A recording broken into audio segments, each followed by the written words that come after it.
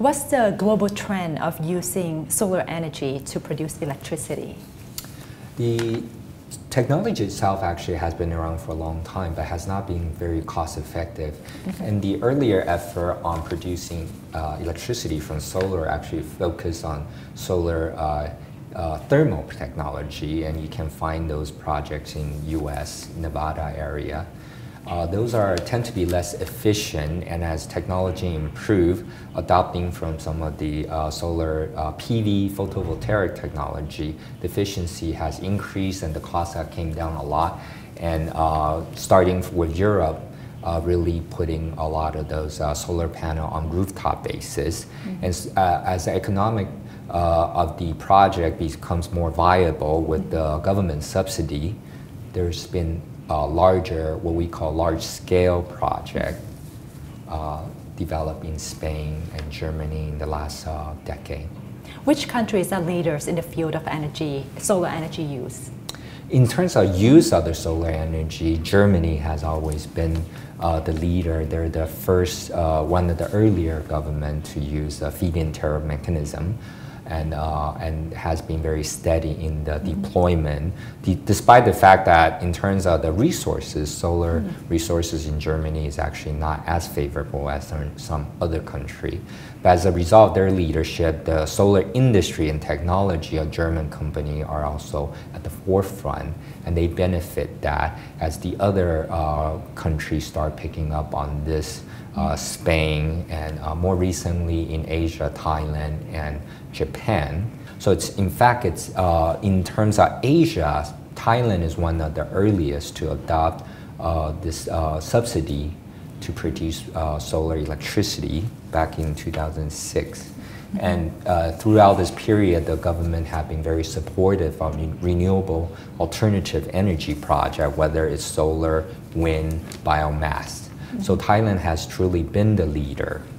And more recently, India and China has started to do this partly from the perspective of supporting their own technology manufacturer. What are the benefits and shortfalls of using solar energy to produce electricity?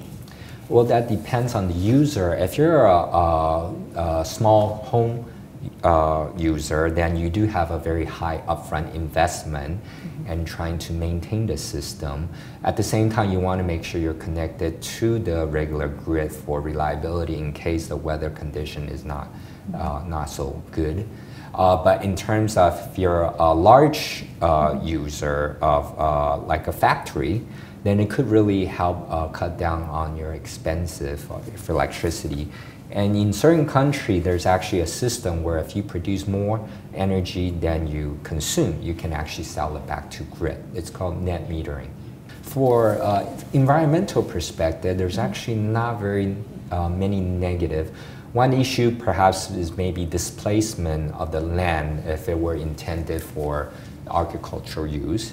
But I think in a lot of countries, there's plenty of land that are available to be deployed for solar farm. And there's no noise, no pollution coming, and no effluent coming from solar farm. So in terms of environmental impact, it's actually considered to be one of the least most minimal in producing electricity. And benefit, of course, is you just get a lot of energy without procuring expensive fossil fuel from overseas, like coal or gas. And energy independence has been an issue with a lot of countries, such as Thailand, where part of the energy is dependent on the gas importer from overseas with the hydro project from Laos and so forth. So one of the benefits would be independence, because the sun will always shine and your costs in the long run will be recovered.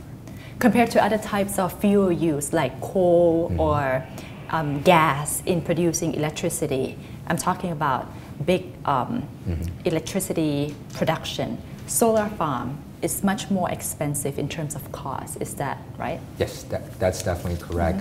As with any new technology, the initial cost would be much higher. In terms of per kilowatt hour basis, it'd be considered about 3 times higher than other thermal means of producing energy. However, one thing is with the technology developing, the cost of these equipment will come down.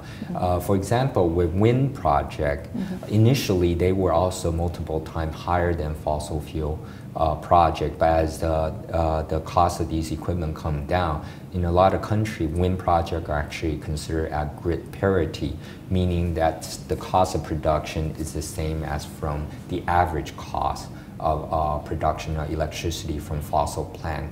So I think in the long run, solar should also, cost of production for solar projects should also come down to close to grid parity level eventually.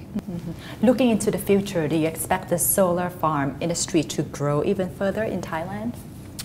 Well, I think there will still be growth, but I think eventually the good location will run out, and as a result, it will sort of taper off the growth. But I do foresee the growth for the next 5 to 10 years. พลังงานแสงอาทิตย์เป็นทางเลือกหนึ่งที่น่าสนใจนะคะแต่ไม่ว่าจะใช้พลังงานแสงอาทิตย์หรือว่าพลังงานจากแหล่งไหนเชื้อเพลิงอะไรก็ตามในการผลิตไฟฟ้าถ้าเราไม่ช่วยกันประหยัดการใช้ไฟฟ้ายังไงก็ผลิตไม่พอใช้ค่ะเพราะฉะนั้นต้องช่วยกันเริ่มตั้งแต่วันนี้ประหยัดการใช้พลังงานเพื่ออนาคตของประเทศชาติของเราเองค่ะพบกันใหม่สัปดาห์หน้านะคะวันนี้สวัสดีค่ะ